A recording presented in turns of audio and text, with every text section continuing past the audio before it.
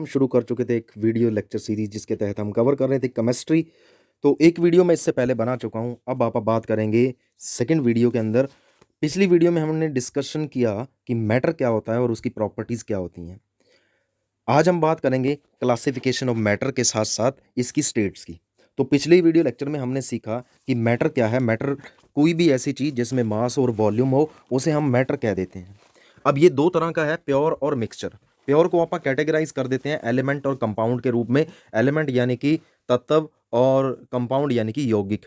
ठीक है। उसके बाद मिक्सचर यानी कि मिश्रण। मिश्रण की बात आप क्या है बाद में करेंगे। अब जो आप बात करने वाले हैं, हम बात करेंगे स्टेट्स ऑफ मैटर की इस टॉपिक के तहत, इस वीडियो लेक्चर के तहत।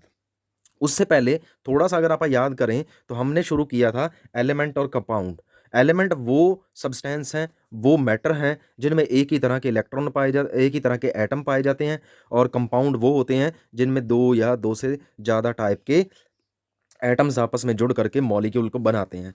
अब यहाँ पर ऑक्सीजन देखें तो ऑक्सीजन गैस में दो एटम ऑक्सीजन गैस के ही जुड़े होते हैं, तो इसीलिए ये एलिमेंटल मॉलिक्यूल के रूप में है।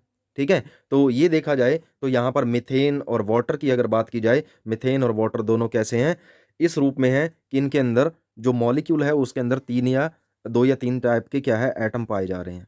यहाँ पर मिथेन में दो टाइप के हैं, वाटर में यहाँ पर दो टाइप के हैं। अगर आप ग्लूकोज की बात करें C6H12O6, इसमें तीन टाइप के हैं। तो ये अलग अलग टाइप के एटम यानी कि परमाणु पाए जाएं अलग अलग टाइप के, तो वो क्या है, वो बन जाता है एक कंपाउंड यानी कि यौगिक।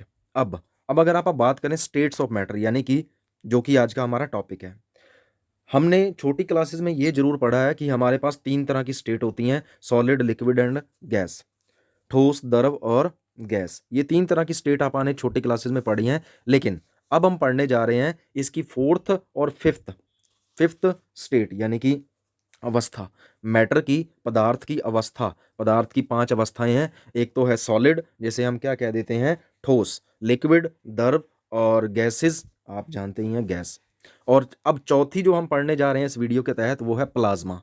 और फिफ्थ जो है इसको आप कवर करेंगे आगे, जिसका नाम है बोस आइंस्टाइन कंडेंसेट्स। अब क्या पढ़ा है हमने, सॉलिड वो होते हैं, सॉलिड वो चीजें हैं जिनमें पार्टिकल्स यानी कि जो एटम होते हैं वो काफी क्लोजली जुड़े होते हैं, एक दूसरे के नजदीक होते हैं। उनके बीच में जो बल होता है, जो फोर्स होता है वो काफी स्ट्रांग होता है। This does not allow them to move, उनको ये मूव करने के लिए अलाउ नहीं करता।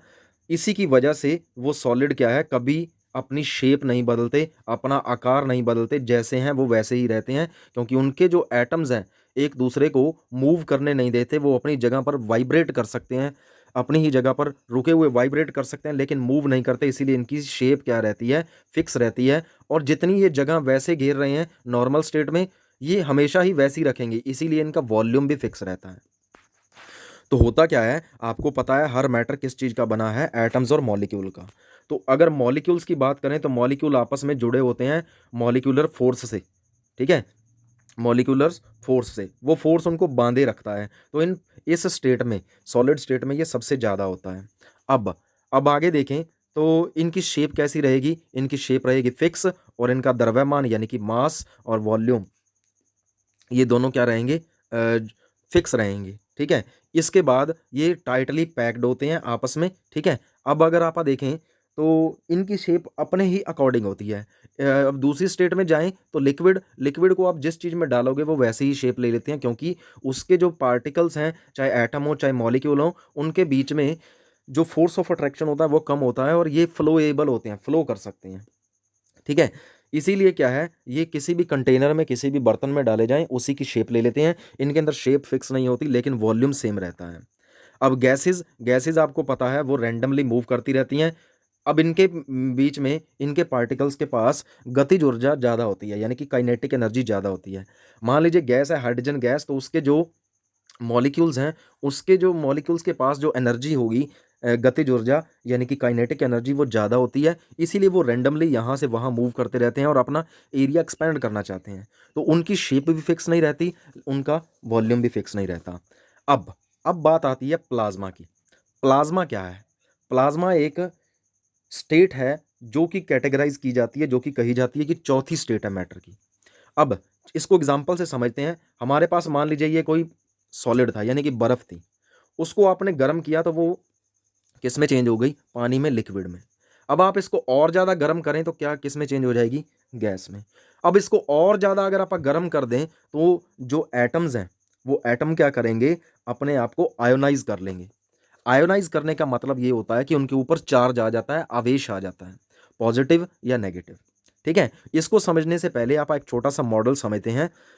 हमें पता चला एटम के बारे में कि एटम क्या है? मैटर को बनाता है। अब उस एटम के अंदर क्या-क्या होता है? एटम के अंदर उनसे छोटे पार्टिकल होते हैं, ठीक है? जो उसको बनाते हैं, वो हैं 3 टाइप के। एटम के अंदर 3 तरह के सब एटॉमिक पार्टिकल पाए जाते हैं। एक तो प्रोटॉन और दूसरा न्यूट्रॉन और तीसरा इलेक्ट्रॉन। प्रोटॉन और न्यूट्रॉन पाए जाते हैं केंद्र में, नाभिक में, ठीक है? या जैसे अपन न्यूक्लियस कह देते हैं किसी एटम के। और जो इलेक्ट्रॉन हैं, वो चारों तरफ घूमते रहते हैं शेल्स के अंदर। ठीक है? अपने कक्ष के अंदर वो घूमते रहते हैं जैसे प्लैनेट घूमते हैं, ये घूमते रहते हैं अ, अकॉर्डिंग टू दिस मॉडल हम समझेंगे कि एक एटम के ऊपर चार्ज कैसे आ जाता है। अब चार्ज होता क्या है? चार्ज एक एटम के पास एक ऐसी प्रॉपर्टी होती है, जो आती है जब वो इन इलेक्ट्रॉन्स को क्या कर देता है? लूज़ कर देता है।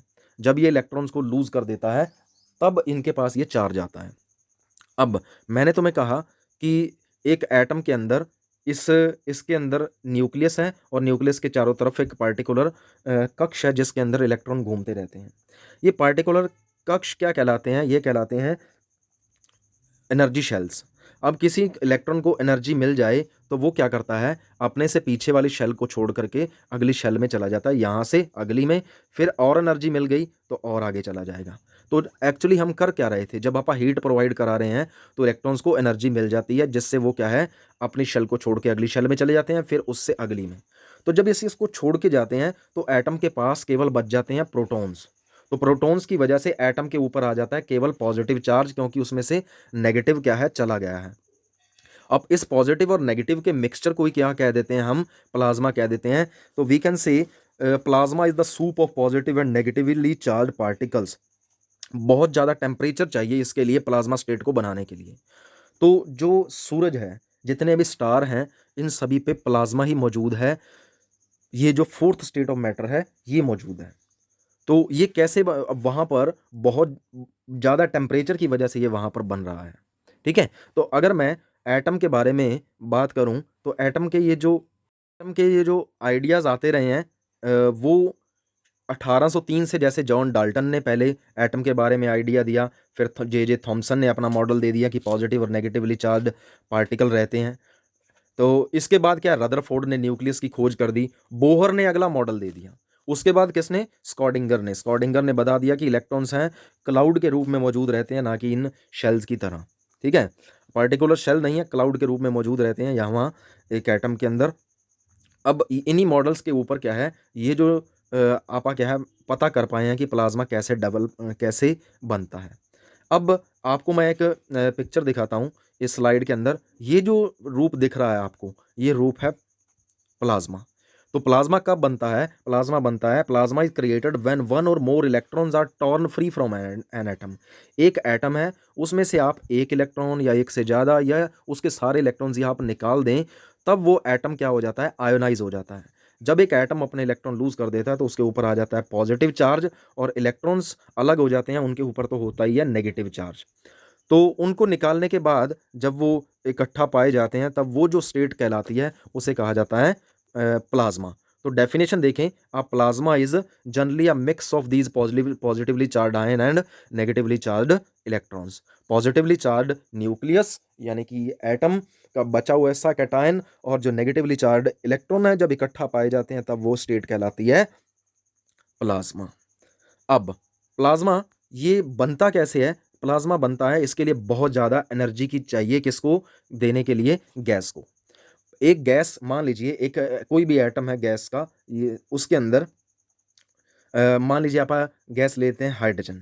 तो हाइड्रोजन गैस का जो एटम है उसका न्यूक्लियस होगा, उसमें क्या होगा? एक प्रोटॉन पाया जाएगा। ठीक है? और उसके चारों तरफ कौन घूम रहा होगा? एक इलेक्ट्रॉन। आप इसको बहुत सारी एनर्जी दे दें तो ये वाला जो इलेक्ट्रॉन है एनर्जी लेने के बाद क्या हो जाएगा? एक्साइट हो जाएगा और इसको छोड़ के चला जाएगा। छोड़ के चला जाएगा तो इसके पास कौन सा चार्ज आ जाएगा, पॉजिटिव, और इलेक्ट्रॉन के पास नेगेटिव। तो दोनों जब ये इस मिक्सचर के रूप में पाए जाएंगे तो ये स्टेट बन जाती है प्लाज्मा। तो बहुत सारा टेम्परेचर चाहिए प्लाज्मा बनाने के लिए, प्लाज्मा के लिए। अब जो आप CFL यूज़ करते हैं, CFL जो कॉम्पैक्ट फ्लोरोसेंट लैंप जो आए थे पुराने, जो बल्ब आप थॉमस एल्वा एडिसन के द्वारा बनाया गया बल्ब जो था, उसके बाद जो बल्ब आए थे, लैंप आए थे, उनके अंदर भी प्लाज्मा स्टेट ही डेवलप की जाती है। इसकी बात हम बाद में करेंगे। अब इसमें कई बार क्या है, प्लाज्मा यहाँ पर लिखा है created by humans some type of electrical light contain plasma. तो आपने देखी होंगी नियॉन लाइट्स जो बड़े बड़े बोर्ड दुकानों के बाहर लगे होते हैं, तो उनके अंदर इलेक्ट्रिसिटी यूज़ होती है एक गैस को प्लाज्मा में चेंज करने के लिए। गैस भरी जाती है, आर्गन, नियॉन, ये गैसेस भरी जाती हैं उन ट्यूब्स के अंदर, और जब उनको बहुत ज़्यादा एनर्जी दी जाती है, बहुत ज़्यादा इलेक्ट्रिकल एनर्जी दी जाती है, तो वो आयोनाइज हो जाती हैं और प्लाज्मा का रूप ले लेती हैं। इसी तरह अगर आप बात करें हमारे जो ये जो ट्यूब्स हैं घरों पर यूज़ होने वाली, आजकल तो एलईडी बल्ब यूज़ हो रहे हैं, उससे पहले जो ट्यूब यूज़ होती थी वो भी। और एक टाइप के टीवी आ रहे हैं, एलईडी टीवी आते थे पहले, अब आ रहे हैं प्लाज्मा टीवी। प्लाज्मा टीवी में क्या होता है, दो स्क्रीन होती हैं, दो कांच होते हैं, उनके बीच में क्या भर दी जाती है, गैस। अब जब उस गैस को क्या किया जाता है, आयोनाइज किया जाता है, तो वो अलग अलग टाइप के कलर और अलग अलग टाइप की पैटर्न से जो पिक्चर्स हैं वो उसके ऊपर क्रिएट कर देते हैं, जिसमें बहुत ज़्यादा क्लियरिटी होती है। तो हम अगर बात करें तो ये दो पिक्चर्स आप देख रहे हैं, ये दोनों प्लाज्मा ही हैं, ये भी, और ये सूरज के ऊपर जो प्लाज्मा पैदा हो रहा है वो।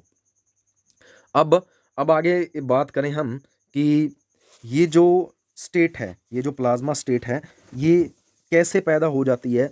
ये प्लाज्मा स्टेट पैदा हो जाती है जब आप एक गैस को बहुत ज़्यादा गर्म कर दें और उन एटम्स के अंदर से इलेक्ट्रॉन्स क्या है, आयोनाइज होकर के बाहर निकल जाएं, तब ये स्टेट पैदा होती है।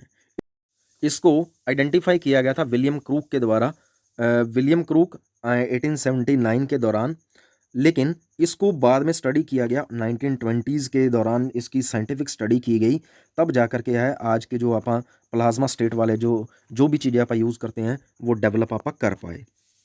अब अगर आप इसकी बात करें कि हमारा डेली लाइफ में इसका यूज़ कहाँ रह जाता है, जैसे मैंने आपको बताया CFL और प्लाज्मा टीवी के अंदर, तो जो पुराने बल्ब थे आप यूज़ कर रहे थे, उन पुराने बल्ब में क्या होता था, एक कांच का ऊपर कवर होता और यहाँ बीच में दो टर्मिनल होते और बीच में एक स्प्रिंग होता, और ये जो स्प्रिंग था बहुत ज़्यादा गर्म करना पड़ता, करीब करीब 2300 डिग्री सेल्सियस तक जब ये गर्म होता, थॉमस एल्वा एडिसन के द्वारा जो बल्ब बनाया गया उसके अंदर, तब जा कर के ये लाइट पैदा करता, थॉमस एल्वा एडिसन 1879 की बात।